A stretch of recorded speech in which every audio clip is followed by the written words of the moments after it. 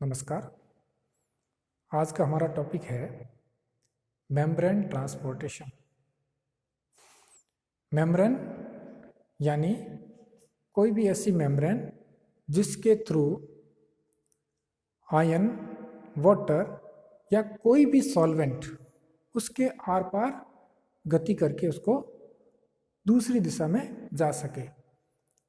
अगर हम बात करें किसी कोशिका की, किसी सेल की, तो सेल के अंदर प्लाज्मा मेम्ब्रेन पाई जाती है और प्लाज्मा मेम्ब्रेन के अंदर यानी वह साइटोप्लाज्म को घेर कर रखती है। बाहर यानी एक्स्ट्रा सेलुलर फ्लूइड रहता है, उसके बीच में वो सेल रहती है।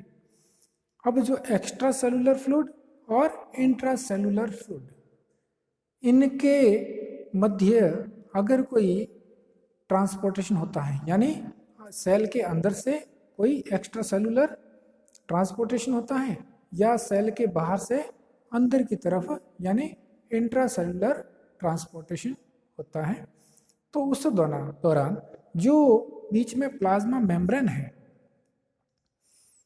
वह किस किस तरह से काम करती हैं, उसमें जो ट्रांसपोर्टेशन होते हैं वो किस प्रकार से ट्रांसपोर्टेशन होते हैं। तो हम सबसे पहले देखते हैं कि ये मेम्ब्रेन जो होती हैं वो किन किन प्रकार की होती हैं। तो कुछ ऐसी मेम्ब्रेन होती हैं जो बिल्कुल किसी भी मॉलिक्यूल को आर पार नहीं जाने देती है। वो मेम्ब्रेन होती है इम्परमिएबल मेम्ब्रेन, यानी किसी को भी आर पार नहीं जाने देती है, इम्परमिएबल मेम्ब्रेन। दूसरी होती है सेमी परमिएबल मेम्ब्रेन, यानी वो अर्ध पारगम्य, यानी वो कुछ मॉलिक्यूल्स को अपने अंदर से गुजरने देती है और कुछ को नहीं देती है, तो वो सेमी परमिएबल मेम्ब्रेन होगी। लेकिन हमारी जो सेल मेम्ब्रेन होती है, जो प्लाज्मा मेम्ब्रेन होती है, वह न तो इम्परमिएबल होती है और न ही सेमी परमिएबल होती है। यह मेम्ब्रेन होती है सेलेक्टिव परमिएबल। सेलेक्टिव परमिएबल यानी कुछ ऐसे सेलेक्टिव मॉलिक्यूल्स हैं, उसमें वाटर हो सकता है, कोई भी प्रकार का सॉल्वेंट हो सकता है, आयंस हो सकते हैं, अन्य प्रकार के कोई मॉलिक्यूल्स हो सकते हैं। उनको निश्चित प्रकार के जो मॉलिक्यूल्स है उनको अंदर आने और बाहर जाने देती है, इसलिए इसको कहते हैं सेलेक्टिव परमिएबल मेम्ब्रेन। अब यह जो सेलेक्टिव परमिएबल मेम्ब्रेन है, इसमें इसके थ्रू ट्रांसपोर्टेशन होता है मॉलिक्यूल्स का, तो वो किन किन प्रकार से होता है, तो उसको मुख्य रूप से हम दो भागों में डिवाइड करके इसको पढ़ते हैं। पहला है पैसिव ट्रांसपोर्ट और दूसरा होता है active transport. Active and passive दो ट्रांसपोर्ट यानी दो प्रकार से उसमें ट्रांसपोर्टेशन होता है थ्रू सेलेक्टिव परमिएबल मेम्ब्रेन यानी प्लाज्मा मेम्ब्रेन। अब हम अगर बात करें कि पैसिव ट्रांसपोर्ट क्या है, एक्टिव ट्रांसपोर्ट क्या है, तो जो पैसिव ट्रांसपोर्ट है यानी किसी भी मॉलिक्यूल्स का, किसी भी सॉल्वेंट का उस प्लाज्मा मेम्ब्रेन के आर पार निकलने के लिए, आर पार जाने के लिए, उसको ट्रांसपोर्ट करने के लिए किसी भी प्रकार की एनर्जी की आवश्यकता नहीं होती है। Without consumption of energy if transport take place, then that type of transport is called passive transport. अब यह जो पैसिव ट्रांसपोर्ट है, तो यह किन किन फैक्टर्स के आधार पर ये होता है, कौन कौन से ऐसे फैक्टर्स है जो उसको प्रभावित करते हैं।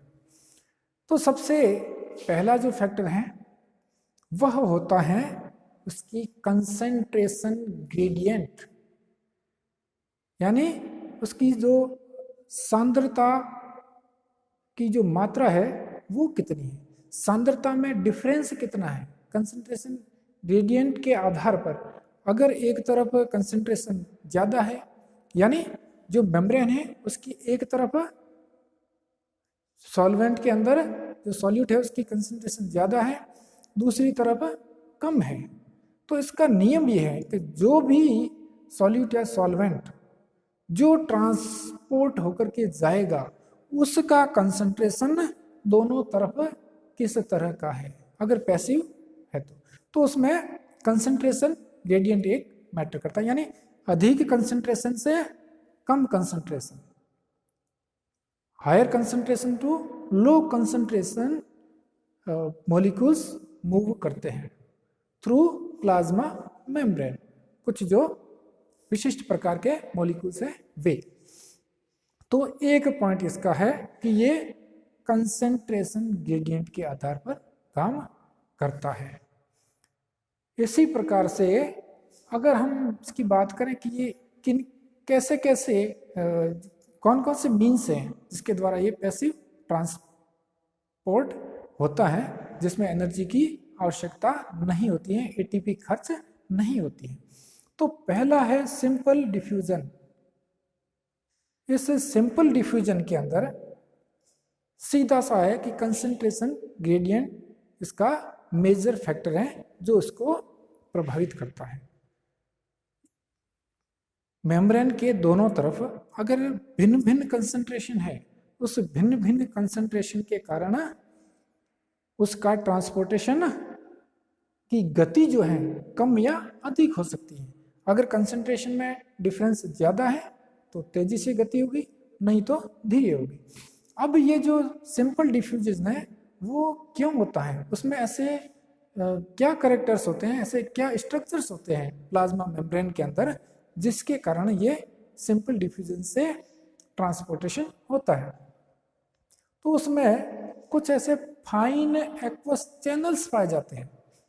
ये फाइन एक्वस चैनल्स क्या है, तो फाइन एक्वस चैनल्स एक तरह के प्रोटीन हैं जो हम प्लाज्मा मेम्ब्रेन के स्ट्रक्चर में हमने पढ़ा था कि उसमें कुछ इंटीग्रेटेड या जो इंटरनल प्रोटीन्स है जो उसमें पाए जाते हैं, उसके जो कॉन्स्टिट्यूएंट्स होते हैं, उसमें जो उसके इंटीग्रेटेड प्रोटीन्स हैं, जो इंट्रिंसिक प्रोटीन है, वो एक प्रकार के अंदर से पोर बनाते हैं। यानी अगर प्लाज्मा मेम्ब्रेन है यहाँ पर तो इसमें ऐसे प्रोटीन मिल करके बीच में से पोर बनाते हैं और इस पोर की साइज बहुत छोटी होती है, इसलिए इसको फाइन एक्वस चैनल्स कहते हैं, जिसमें से एक्वस जो यानी वाटर कंटेंट जो है वो उसके थ्रू पास हो सकता है। और ये पोर्स 10 नैनोमीटर साइज के हो सकते हैं और ये परमानेंट होते हैं, यानी ये हमेशा परमानेंट रहते हैं और उसमें पॉजिटिव या नेगेटिव चार्ज हो सकता है। क्योंकि हमें यह भी पता है कि प्लाज्मा मेम्ब्रेन के बीच में प्लाज्मा मेम्ब्रेन के अंदर लिपिड पार्ट होता है और लिपिड पार्ट का एक जो उसका जो एंड होता है वो हाइड्रोफोबिक होता है, यानी जलरोधी होता है। फिर भी उसमें से वाटर कंटेंट जल आसानी से पार कर सकता है। तो उसका कारण यही है कि इसमें जो माइक्रोपोर हैं, जो फाइन पोर्स हैं, एक्वस चैनल्स है, जो इंट्रिंसिक प्रोटीन के द्वारा बने हुए हैं, उसके थ्रू इसका ट्रांसपोर्टेशन होता है।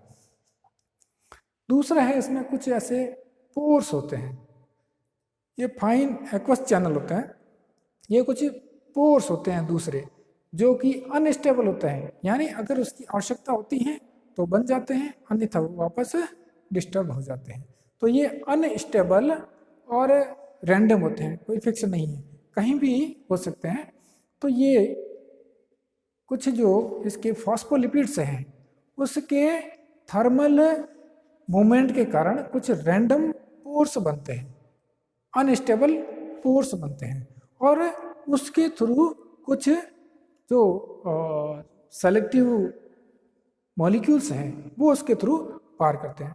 जैसे इसके अंदर जो मोस्टली जो पार होंगे, जो मॉलिक्यूल्स ट्रांसपोर्ट होंगे, वो फैट सॉल्युबल होंगे, यानी लिपिड में सॉल्युबल जो है, लिपिड में घुलनशील है, वसा में घुलनशील है, वे ही मॉलिक्यूल्स इसके आर पार हो सकते हैं, क्योंकि ये मॉलिक्यूल अनस्टेबल है, ये जो इसके पोर्स हैं वो अनस्टेबल है, इसलिए उसके अंदर से वही मॉलिक्यूल पार होंगे जो लिपिड सॉल्युबल है, क्योंकि ये हाइड्रोफोबिक यानी लिपिड सॉल्युबल। तो इस प्रकार के जो मॉलिक्यूल्स हैं वो इजीली उसके थ्रू पार हो सकते हैं। नेक्स्ट इसका जो टाइप है ट्रांसपोर्ट का वो है जिसके द्वारा इसमें डिफ्यूजन होता है, वो होता है carrier protein, through carrier protein, जिसको दूसरा नाम यह भी इसको कहते हैं फैसिलिटेटेड डिफ्यूजन। इस फैसिलिटेटेड डिफ्यूजन के अंदर यानी कैरियर के द्वारा कोई ऐसा कैरियर होगा, कोई ऐसा मीडिएटर होगा जो किसी मॉलिक्यूल को उस मेम्ब्रेन के थ्रू आर पार पहुंचाने का काम करेगा बिना किसी एनर्जी खर्च किए।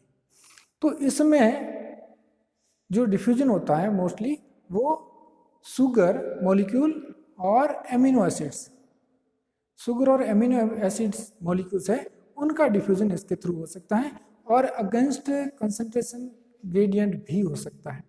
एनर्जी की आवश्यकता नहीं होती है, लेकिन क्योंकि ये किसी भी कैरियर के द्वारा पहुंचाए जाते हैं, मीडिएटर के द्वारा पहुंचाए जाते हैं, तो उसको हम समझेंगे कि किस प्रकार से होते हैं।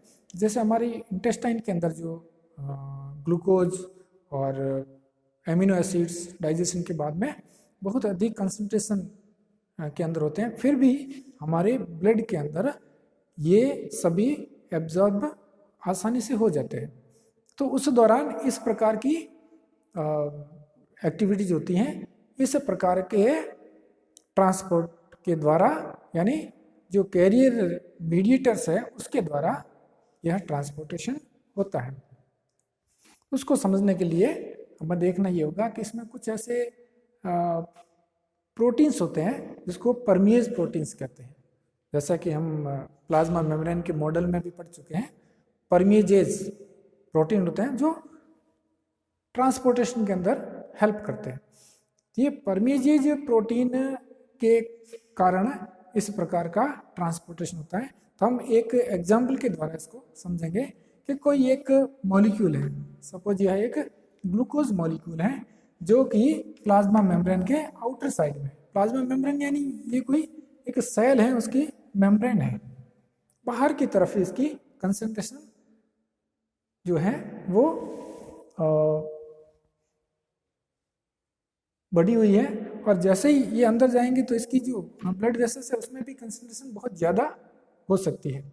तो ये जो बड़ी साइज के मॉलिक्यूल्स हैं उसको पार करने के लिए इस प्रकार का सिस्टम इसमें पाया जाता है।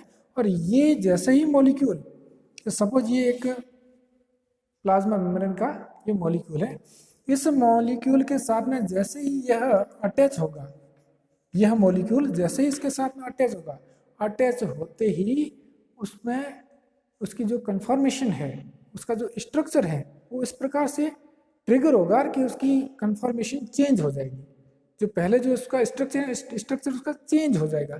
जैसे यहाँ पर जो है इस प्रकार का स्ट्रक्चर है कि यहाँ पर ये मॉलिक्यूल इसके अंदर आ गया, जैसे ही इसके साथ ये अटैच हुआ, मॉलिक्यूल अटैच होते ही ये जो दोनों मॉलिक्यूल हैं, जो प्लाज्मा मेम्ब्रेन के मॉलिक्यूल हैं, जो परमिएज यानी कैरियर जो मॉलिक्यूल्स है, उसका कन्फर्मेशन चेंज हुआ और इस प्रकार का हो गया, यानी ये ऊपर से बंद हो गया और अंदर की तरफ से खुल गया। तो ये जो मॉलिक्यूल है ये प्लाज्मा मेम्ब्रेन के पार हो गया। जैसे ही यह मॉलिक्यूल इससे डिटैच हुआ, इससे अलग हुआ, अलग होते ही वापस यह मॉलिक्यूल उसी फॉर्म में आ गया जैसा कि पहले था।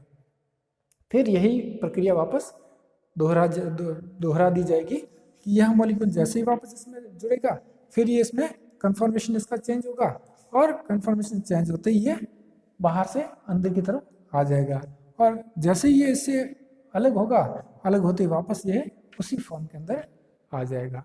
तो इस प्रकार से जो पैसिव ट्रांसपोर्ट है वो प्लाज्मा मेम्ब्रेन के थ्रू इन प्रकार से हो सकता है। सिंपल डिफ्यूजन के द्वारा हो सकता है या मीडिएटर के द्वारा हो सकता है, यानी जो कैरियर प्रोटीन है उसके द्वारा हो सकता है, जो परमीजेज है उसके द्वारा यह ट्रांसपोर्टेशन हो सकता है। धन्यवाद।